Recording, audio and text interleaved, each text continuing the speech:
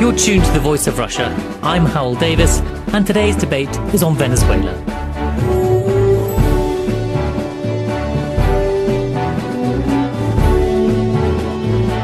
The country's leader, Hugo Chavez, this week won a fourth term of office, greeting his re-election as what he termed a perfect victory. Tens of thousands of his supporters thronged the streets in Caracas to celebrate that win. But in contrast to previous polls, this time it was relatively close. Mr. Chavez won just under 55% of the vote. His challenger, Enrique Capriles, won almost 45%. The president has vowed to continue Venezuela's march towards democratic socialism, but has also said he'll work with the opposition. But his room for manoeuvre might be limited. Venezuela's debt has shot up since Chavez first took office in 1999 and now stands at over 50% of GDP. So will Mr. Chavez be able to press ahead, or will he be forced to come to terms with the fact that almost half the electorate wanted a different president? I'm joined now by Elvira Sanchez, Deputy Ambassador at the Embassy of Venezuela in London, Matt Ince, an analyst at the Royal United Services Institute, and by Lee Salter, a senior lecturer in journalism at the University of the West of England. And if I might start with you, Deputy Ambassador, in this case we do have almost half the electorate going for a different person this time, unlike previous elections where Mr. Chavez won an overwhelming majority. Does that mean he'll have to compromise some of his policies? Well, Mr. Davis, allow me to disagree with you. He won with a vast majority of the population. It was not a close race, as you stated in your introduction. We're talking about 12-point lead. Let me tell you, that's a landslide by whatever political standards you want to utilize. That's much more than what Obama got in his first election in 2008. Much more, double what Obama got in his first election in 2008. And yet, the whole world agreed that Obama won by a landslide at that time. So it was a vast majority. We're talking about 12 points. We're talking about 1.5 million voters ahead of the opponent in a country where only 19 million voters were registered to vote. So it was a meaningful majority and advantage by President Chavez. I don't think anyone's arguing that he won a sort of substantial majority, but it has been, in contrast to previous votes, it's substantially cut into this time, surely.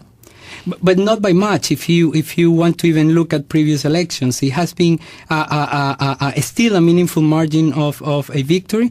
Now, even if you analyze those results compared to other politicians in the world, for a president who has been democratically elected for so many years, it's normal for any politician at that rate that it's his or her own popularity will decrease. That's common and normal in any political circumstances. And yet, what we see in Venezuela is the opposite. We see a president that since he got to power in 1998 until now, 13 years afterwards, his popularity remains more or less the same. He's vastly popular. Now, the reason why is not what the media tells you here. If you read all the newspapers, the media, here in Britain, but also worldwide, it was an international campaign against Chavez. You will imagine that Venezuela was in complete shambles, that that's a dictatorship, that the economy is falling. By the way, you also said that 50% of the GDP in debt is actually less than that. It's even less than 30%. But anyway, the idea, the message conveyed by the media here in Britain was that is that Venezuela is absolute chaos. Yet, what Chavez has done since 1998 until now was reduce poverty in half, quadruple the number of pensioners in Venezuela, triple the number of university students, provide free healthcare and education for the total population in Venezuela. Now, that's what people see, and this is why he keeps getting reelected. He's absolutely popular, and he won landslide. Martins, I might go to you for a second. Were there any worries about this poll being held as a free and fair one? It seems to be that most analysts say, well, look, there may have been some irregularities, but in general, free and fair. Would you agree with that analysis? I mean, yes. I'd say that this certainly is testimony to the fact that Venezuela is able to hold free and fair elections on the election day. There's perhaps a lack of transparency in the campaign itself. I mean, I think that no one would dispute the fact that the lead ruling party in Venezuela readily uses state resources to be able to fund the campaigns of its party, and at the same time also has a monopoly over national media output.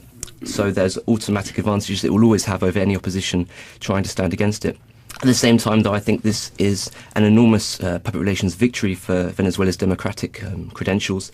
And clearly, President Chavez has demonstrated once again that the majority of Venezuelans still consider him to be the man for the job, despite some shortcomings that he may have. Lee Salter, we talked a little bit about sort of the Western perceptions or Western media perceptions of Chavez. Do you think there is just this demonisation of him in the Western media? I mean, I've been looking at British news coverage, including the BBC and most major newspapers, for the past 5 or 6 years. We looked at 10 years of BBC reporting and so on. And I think the crucial thing to understand about how Venezuela's misrepresented is not these kind of tirades you might expect against Chavez, although they do exist. There's not many of them. It's the ordinary reporting of other things in which there's the odd reference to Venezuela. There was a fascinating article, I think it was in the Times, when the Venezuelan government decided to repatriate gold, which I think, given the state of European economies, was quite a reasonable move. It was to do with the stabilisation of the Venezuelan economy and also regional policy to gain greater independence for Latin American economies. It was reported, speculated in the Times, that the reason Chavez himself had decided to do it was because he was expecting international sanctions as a result of violence during the elections, because he would be defeated and refuse to stand down. And this is normal. This is absolutely normal. Every single thing that happens in Venezuela is imputed to, frankly, ridiculous reasons, and this inadequacy of the British media is a great concern, because people just don't really understand what's going on. That's not to say everything's wonderful in Venezuela all of the time. I was going to say, because I think it's hard to deny, though I'm sure the Deputy Ambassador will, that there are certain authoritarian tendencies within the Chavez government, which, for example, his use of the media during this election. I think we need to be really careful with how we regard the Venezuelan media. I'm not very comfortable telling another country and another population, a former colony of Spain, how to do things, especially when in this country over the past few days we've just seen someone imprisoned for wearing a T-shirt, we've seen someone imprisoned for commenting on the death of a baby, we saw a couple of lads a year ago imprisoned for 4 years for writing stuff on Facebook during a riot. We're not in the best position to tell everyone else what to do. But you have to bear in mind what the Venezuelan private media have been. They've not been an independent, free media over the past 10 years, in the slightest. They've lobbied wholeheartedly on the part of reactionaries whose prime objective is to overthrow Venezuela's democracy. It's not true that Chavez has got a monopoly over national media in the slightest. I mean, there is a thriving media sector. What's happened... But to be fair, he has closed down the most popular TV station there because it was against him. I don't think it's because it was against him. I mean, in this country, BBC, ITV, all of the major news channels are held to a licence as overseen by Ofcom. Okay, if they do the wrong thing, if they do something against their guidelines, chances are their licences won't be renewed. If ITV were to come out and make a direct plea to British military commanders to overthrow David Cameron, and then the army actually did that, they would lose their licence.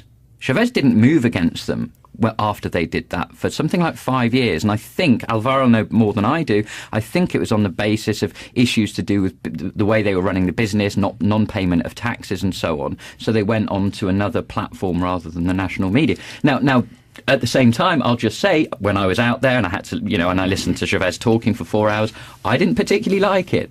Okay? But then I'm not going to tell them what to do with their media.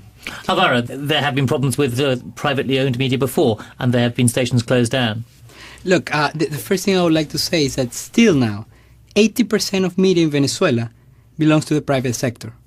Only 20% is state-controlled. So we're talking about a huge disadvantage, but on the side of the opposition, not on the side of the government. Now, the bottom line, I think we need to and let me go back to what I said at the beginning. Because I've heard this a few other times, but people criticizing the victory of President Chavez, that, because of so much media that was put into the campaign a few months before, they were able to convince people to vote for him. The president did have 4-hour-long programs about himself, and the opposition had 3 minutes a day. There is a dichotomy there, no? Again, they have 80% of the media. They have plenty of means to let other people come in, not to mention international media, who is fully in support of the other guy. But look, the bottom line is that I think that attitude is patronizing against the Venezuelan people. We cannot treat Venezuelan people as stupid people who just go, and because they put a couple of advertisements on television or radio, they'll go and forget about how... a couple of 4 hours. The bottom line is that people know what Chavez has done for them. We're talking about a president who has been able to cut poverty in more than half. Okay, that by itself should be able to win him any kind of political contest he will have in the future. And all the wonderful social achievements that Venezuela has been able to conquer in these past 13 years. That's the bottom line. That's what matters, and this is why people repeatedly go to the polls and keep re-electing Chavez. The minute Chavez will stop doing this, then that's the minute that he will lose, not because other arguments that many people are trying to convey here. You're tuned to The Voice of Russia. I'm Howell Davis, and today's debate is on Venezuela, where Hugo Chavez has just won a 4th term of office as president. I'm joined in the studio by Alvaro Sanchez, Deputy Ambassador at the Venezuelan Embassy in London, Matt Ince, an analyst at the Royal United Services Institute, and by Lee Salter, a senior lecturer in journalism at the University of the West of England. Matt Ince, it's indisputable that Chavez is popular with a very large section of the Venezuelan public, isn't it? I mean, the results have clearly showed that, and what's even more testament to that's the sheer amount of people that actually came out to vote on the day. I mean, just over 80%. If you compare that to what we'd have in a general election here in the UK, that's incredible. What's more, if you look at the upcoming Police and Crime Commissioner elections we're going to have here in November, where it's estimated that only about 18% of the general population are going to come out and vote, I think, I mean, Chavez clearly does resonate well with the majority of voters in Venezuela, and there's certainly a lot of good reasons for that. You list off a lot of the things that he's achieved since being in office, and I wouldn't take away from that at all. But that's not to say that he doesn't have a lot of challenges that still have to be overcome, or the fact that the opposition perhaps builds upon some of the success that he's had over the last years and offers an alternative future political path for Venezuela to take in the future.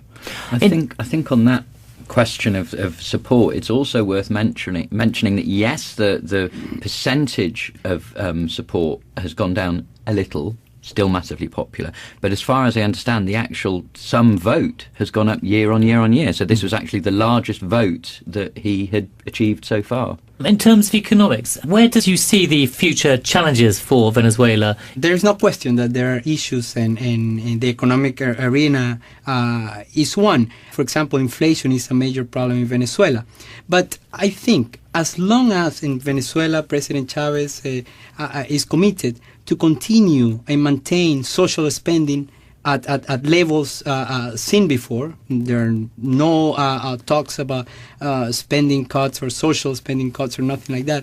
And we are confident that as long as him or any other government, by the way, who maintains that type of proposal, there is no way that the country will go wrong. It's as simple as that. Well, there is one way the country could go wrong. If the oil price declines, surely you might be in deep trouble then. Well, there are many alternatives to that. First of all, the Venezuelan proven reserves of oil, good for Venezuela for approximately the next 300, 400 years. But in addition to that, we have other lines of credit in addition to the ones that put us into major trouble in the 1980s and 1990s, namely the IMF and the World Bank. We have China, for example, that will not touch so many strings to us. And we have a clean, reliable political kind of credit that we can actually get access to. And this is good. This is a good political economic ally, a great political ally that we have in China. But that will be the worst case scenario. If things continue as they are right now, we are seeing that Venezuela for the past few years is actually growing. The economy is moving ahead, not as fast as probably many people will want, but it's moving ahead in spite of the financial... So it's growing, I think, at the moment about sort of 5% annually, I think. Exactly. Yeah. Matt, do you think this is a plausible argument that it will carry on growing at not a vast China-type rate of growth, but at a healthy rate at the moment? I mean, I think so, yes. I mean, I think obviously inflation is a concern at rates of nearly 20%. Obviously, this is going to be a key issue that Chavez is going to have to tackle, despite continued growth fueled by oil revenue. I mean, a lot of this, which then gets sold off to other Alba countries at subsidised rates, and a lot of, obviously gets fueled into a lot of social welfare programs within Venezuela, has meant that economically it's not perhaps in the situation that it could be given the amount of oil reserves that it has. That said, I think that the economy is just one of a number of challenges that Chavez will have to look at, insecurity probably being at the top of the list. I mean, the murder rate in Venezuela is one of the highest in the world. Crime affects people at every level of society. These are issues which perhaps on the campaign trail Capriles managed to kind of almost champion, and so if Chavez is going to almost regain back some of the votes that he potentially lost, he's going to have to get on top of these issues. But then as well, and not least to say that the fact that Chavez's ill health or the secrecy surrounding it is likely to remain high on the political agenda as well. I mean, I think that, as you probably know, the Venezuelan constitution says that if he was to become unable to rule within the first 4 years in office, there would have to be another election held within 30 days.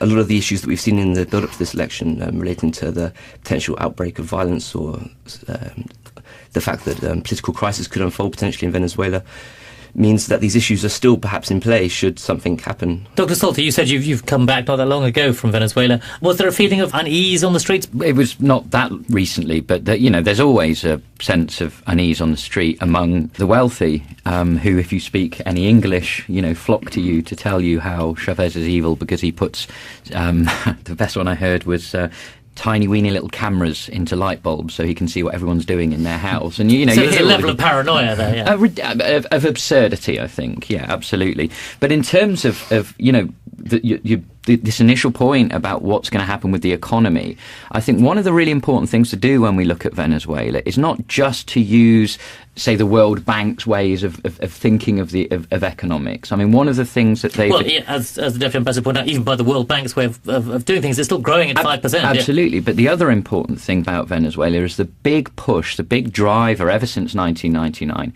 is to get communities to develop themselves. It's called endogenous development. So they want to move them away from oil dependency at a local level. Now, the problem that Venezuela faces, or at least the problem that the government faces, is the capacity of people in the communities to do that. Some projects have worked really well. Some projects haven't worked so well.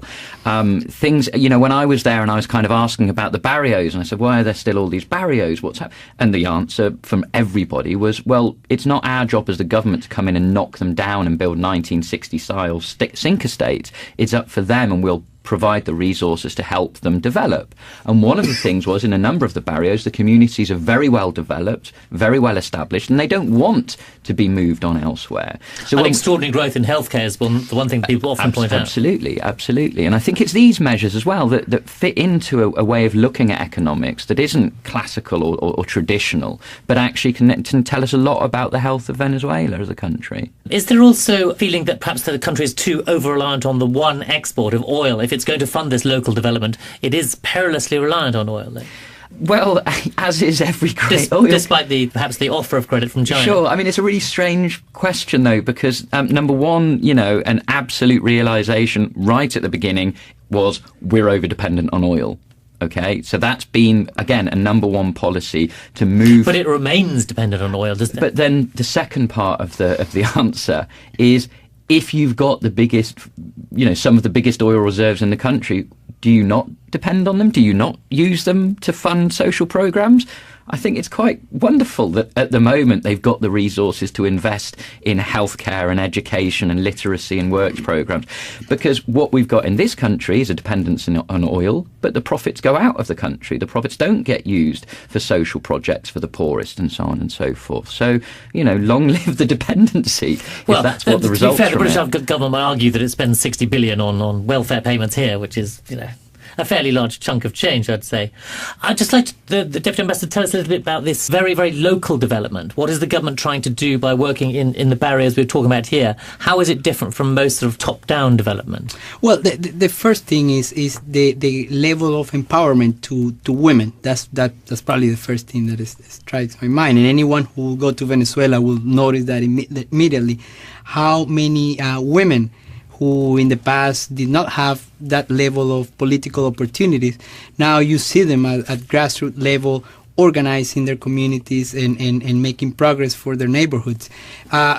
In the Constitution of Venezuela, and the concept of communal governments and participation is enshrined, and therefore the people have that opportunity to participate constantly and to take the controls in their own hand. You're tuned to The Voice of Russia. I'm Howell Davis, and today's debate is on Venezuela, where Hugo Chavez has just won a fourth term of office as president.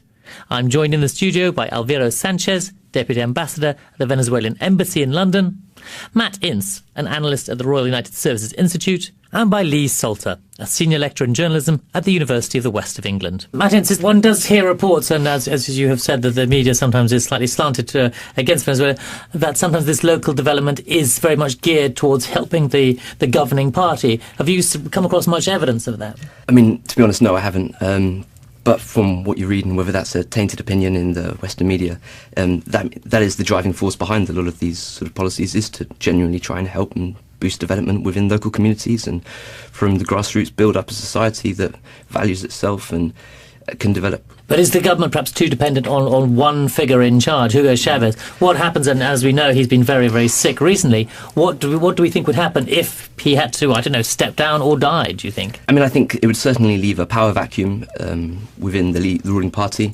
I think that there would then be the potential for at least a power play to take place. There's no clear succession mechanism in place within at the moment in Venezuela, and I think that there are a lot of people whose interest would not be served by changes to the status quo, not least within the Venezuelan military. A lot of senior ranking officers perhaps owe their current position within the administration to the Bolivarian revolution. Also, there's a lot of armed, politicized civil movements within Venezuela, such as the colectivos and the Bolivarian militias, who similarly might take to the streets or be used by politicians to stoke violence should a new election have to take place within 30 days of any incident, and the result not be desirable to them. So, putting to you, Deputy Ambassador, that perhaps the Bolivarian revolution is perhaps too much dependent on Hugo Chavez. How would you respond to that? Yeah, let me first come back to your point. By recent history, the only people who have created major trouble in Venezuela,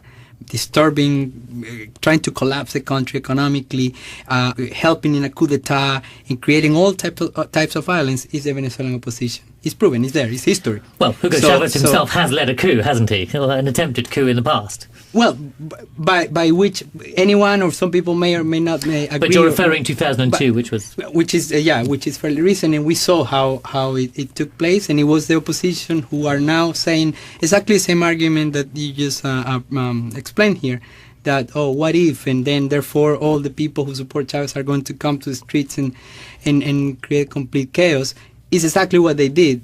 And they don't have any recent reference to say, look, they have done this in the past. In fact, the recent elections, not all elections have been won by Chavez. For example, we lost the 2007 referendum. There was no chaos in the streets. Many governorships have been lost, mayorships. Even Capriles won the governorship of the state of Miranda. And there was no chaos. I mean, people who support the Bolivarian revolution so far have shown that they fully respect the democratic rules, and that's how it has been. One of the major challenges that Chavez faces is finding, and they've been doing this for the past few years, trying to create structures of developing a party and so on. But one of the reasons that hasn't happened is because the Bolivarian movement grew out of these small communities in the barrios and so on and so forth. A lot of the structures they're using are organic, if you like, from these. But it's certainly a problem. If you create a movement too much around a single person, you're dependent on the health and sanity of that particular person, and I think it's something that must be addressed. Is there also, Deputy Ambassador, likely to be any change in the next 4 years? We've had a domestic policy. You're saying that things are going to stay the same, but in terms of international policy towards other nations? Look, I'm really in no position to say that, but what I can tell you is something that many people, driving force of the Chavista vote in Venezuela, was to continue with the bit of Venezuelan foreign policy for Latin American integration, which has been absolutely successful. We have yet to see much of Latin America being integrated, though. Let me tell you, well, we have many schemes in place. ALBA, to mention one, which again has been very successful and very beneficial to poor communities around in the continent, not just in Venezuela.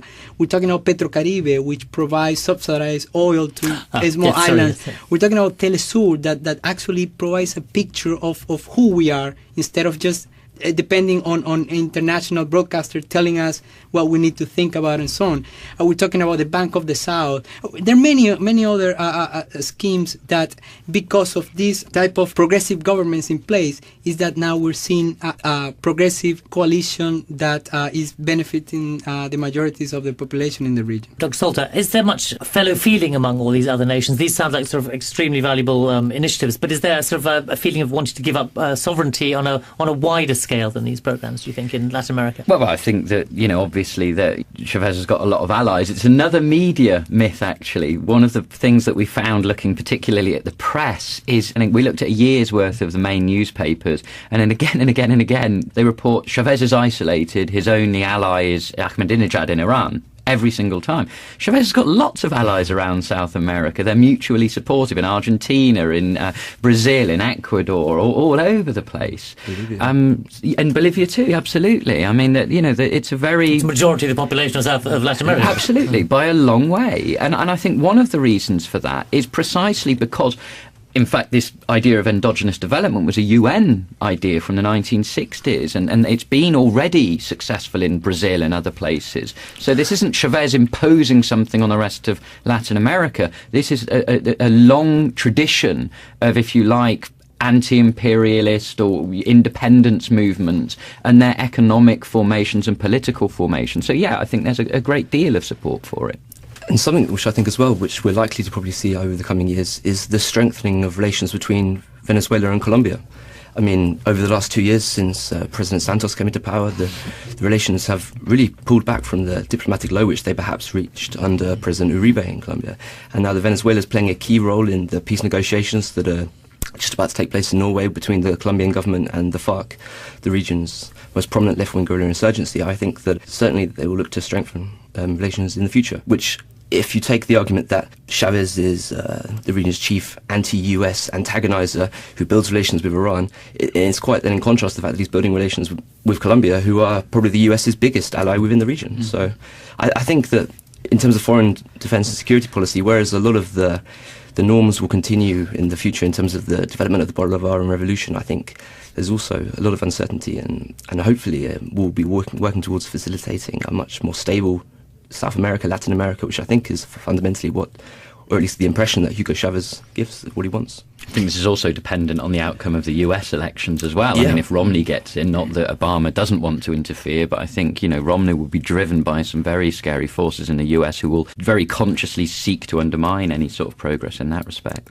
Thank you very much. That's all we have time for. I would like to thank my guests, Alvaro Sanchez, Deputy Ambassador at the Venezuelan Embassy in London, Matt Ince, an analyst at the Royal United Services Institute, and Dr. Lee Salter, Senior Lecturer in Journalism at the University of the West of England. Thank you all very much indeed. Thank you.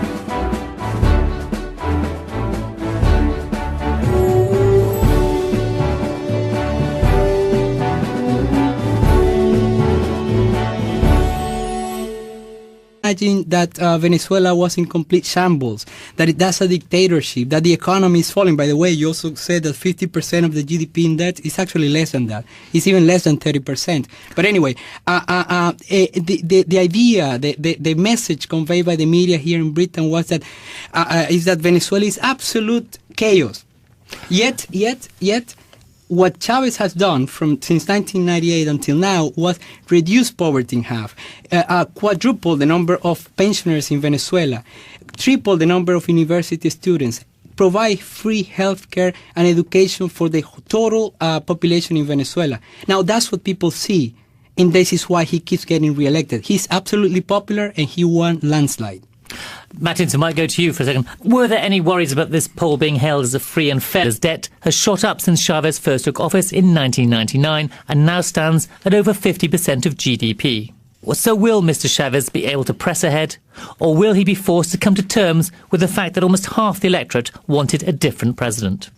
I'm joined now by Elvira Sanchez, Deputy Ambassador at the Embassy of Venezuela in London, Matt Ince, an analyst at the Royal United Services Institute, and by Lee Salter, a senior lecturer in journalism at the University of the West of England. And if I might start with you, Deputy Ambassador, in this case we do have almost half the electorate going for a different person this time, unlike previous elections where Mr. Chavez won an overwhelming majority. Does that mean he'll have to compromise some of his policies? Well, Mr. Davis, allow me to disagree with you. He won with a vast majority of the population. It was not a close race, as you stated in your introduction. We're talking about 12-point lead. Let me tell you, that's a landslide by whatever political standards you want to utilize. That's much more than what Obama got in his first election in 2008. Much more, double what Obama got in his first election in 2008. And yet, the whole world agreed that Obama won by a landslide at that time. So it was a vast majority. We're talking about 12 points. We're talking about 1.5 million voters ahead of the opponent in a country where only 19 million voters were registered to vote. So it was a meaningful majority and advantage by President Chavez. I don't think anyone's arguing that he won a sort of substantial majority, but it has been, in contrast to previous votes, it's substantially cut into this time, surely. But not by much. If you want to. You're tuned to The Voice of Russia. I'm Howell Davis, and today's debate is on Venezuela.